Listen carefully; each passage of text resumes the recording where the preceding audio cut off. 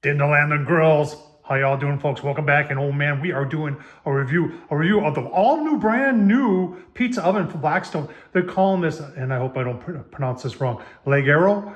Leggero means light in Italian.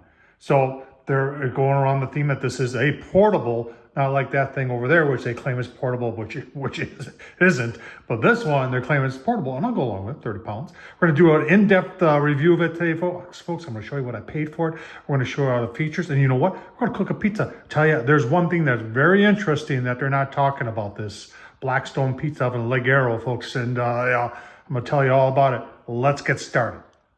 All right, folks, real quick here, Tom Horsman YouTube. Don't forget to subscribe. Also, if you want to support this channel and help in buying new grills so you folks can see before you buy them, super thanks down below. Appreciate it. Anything that you could spare to help the channel out. Let's take a look at the price and what I paid for this thing. All right, here this is on Blackstone's website. I have not checked Walmart to see if this is going to be a Walmart exclusive, but they're saying that the regular price is $400. They're now selling it for $300. That's what I got it for $300. I find it interesting that they're trying to sell you premium protection plans, 3 years for $80 and 1 year for $30 and 2 years for $57. There's your dimensions right there. 22, 11 and a half high, 21 inches, and it weighs 30 pounds. Definitely in the portable range. One thing you need to, when you look at this, it's missing something up there. Leggero, what size pizza oven? Well, it's a 13 inch. And that's what I find a little interesting about this. 13 inch is actually pretty small. All right, sticking with the size does matter, is its big brother over there, 16 inch. Obviously, people are going to say, Tom, it's portable. That's why it's smaller. It would have been nice to have a little bit bigger stone in this, though. And I am going to be critical of that. In fact, this circle that's up here is actually 11 inches. And that's probably going to be more consistent with the size you're actually going to make. Because nobody's going to be able to roll out an exactly 13-inch, perfectly cylindrical dough. And in the same point, you don't want it right at the edges anyway. So let's say 13 inch. Let's say you're doing 12 inch. I've got a 12-inch peel right here, which I'm going to use as a gauge when I roll out mine.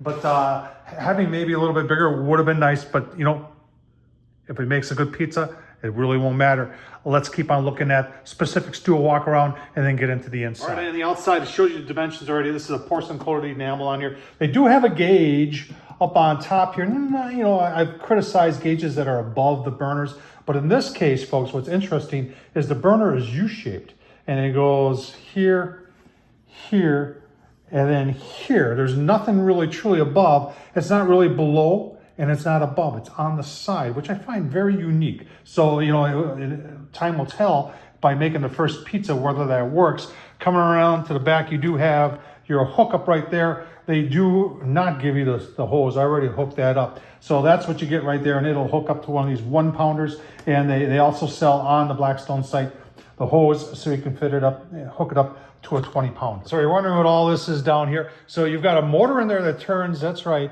That's a big plus here, is that the motor turns, and it has a cast iron plate that's slotted, and then there's your quarter light stone in there, your 13-inch quarter light stone.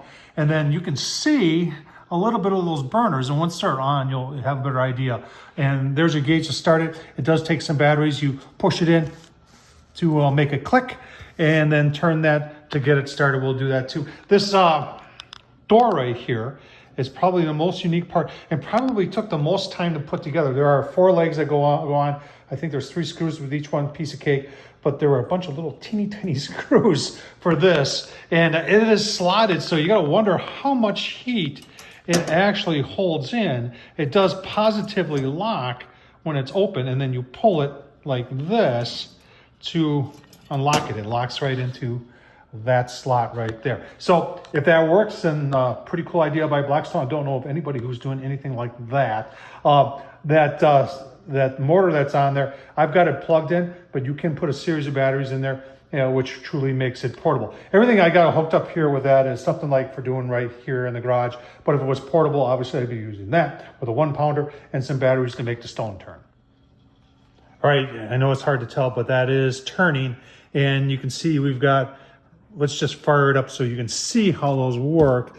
And it's just a matter of going like this. You can see them flames. And then turn it up all the way.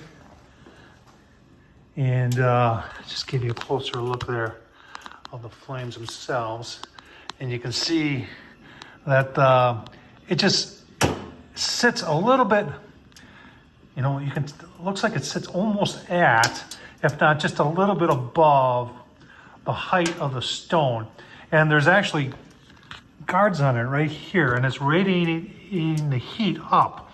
So, like I said, we'll have to see how that does for cooking a pizza, folks. When I did the burn-in, I did a bunch of tests with temp. Let's take a look at that. All right, got it on. People are going to be asking the question, how long does it take to heat your stone? Your preheat, it says 20 to 25 minutes. Now people are going to say, how many can you make in a row? So it's telling you that to cook the pizza 2 to 4 minutes. We're going to just do it by sight, and then wait to put a new pizza in until the temperature of the bottom stone is back to desired temp. So you are going to lose some temp, folks. How long is going to be a lot to do with ambient temperature, the wind, and everything like that. And it says you can do a frozen pizza in there. We'll have to check that out. And cleaning, it just says set your oven to high 15 to 20 minutes. And once your oven is cooled completely, flip the stone over and use the cleaner side. And note that I agree with this. Don't ever take those stones, folks, and put them in water or something like that, because it takes forever for them to dry out. And then if you think you're going to dry them off by putting them in the pizza oven on low, it'll crack the stone. I know by experience. All right, so during the burn-in, we decided to take a look at temps, give you a better idea how hot the stone gets.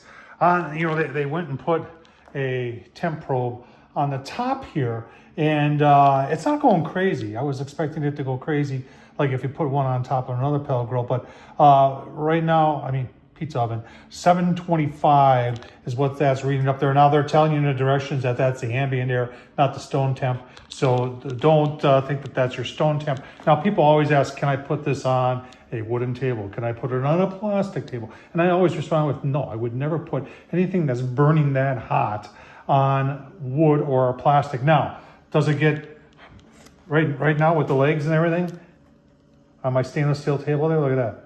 78, 70, 80 degrees underneath there. It ain't hot, and I can put my hand underneath there, but I still wouldn't, put it on plastic or on top of wood. It's amazing how often I get that question. Now let's take a look at the stone itself. We gotta flip this up right here. And I've been playing around with this for a little bit, and I'm gonna tell you a few things here. So at the edge, at the very edge, I don't know if you can see the red there, right around 500. Now, if we go into the center, it's in that 650 range. And like I said, I've been playing around with this for a while. It was getting, it was getting up to, you can see right there, the 690s, maybe occasional 700. But if you remember what the pizza stone temp is, it's going to be right around that 650 range, folks. And that little cover right there, even though it's slotted and got holes in it, I think it helps to hold the heat in. I think it's bouncing back some of that radiant and helping keeping it in, which is, I think working pretty well. Let's tell you what, let's go take a look at some dough, roll out a pizza. All right, let's see what stone's doing. Oh yeah, it's good and hot. And there's our pizza. Let's get it on there. Turn this off. So we get on there. Turn it back on. All right, wait, we got some burning going on here. We'll give you a look-see. Keep on watching. Yeah, that's not 30 seconds yet. Look at that. It's pretty impressive. Keep going. So I have one of these hooks to pop the bubbles. Got that off Amazon many years ago. I have no idea. We're not even a minute and a half here. Let's stop and take a look, because it looks like it's getting burnt. Oh, that's a nice looking pizza. First time. Yeah, not the best, but I'm tempted to put it back on for just a minute or so. You can see the cornmeal. The cornmeal is starting on fire, so you know it's hot, so maybe we shouldn't. Give you a look-see. So you're gonna ask me, Tom, is it worth it? It's $300. Is it worth it? You know, I checked the stone after I took the pizza off to see if it needed to recover a whole lot. It was right around 300, 350. So I think it would recover in about 5 minutes. So you could do multiple pizzas on there. Folks, I don't know. I think there's some other alternatives out there. The size that bothers me is a 13-inch. I wish it was bigger. Tom Horsman, YouTube. What do you think? Thumbs up, leave a comment. And as always, thanks for watching.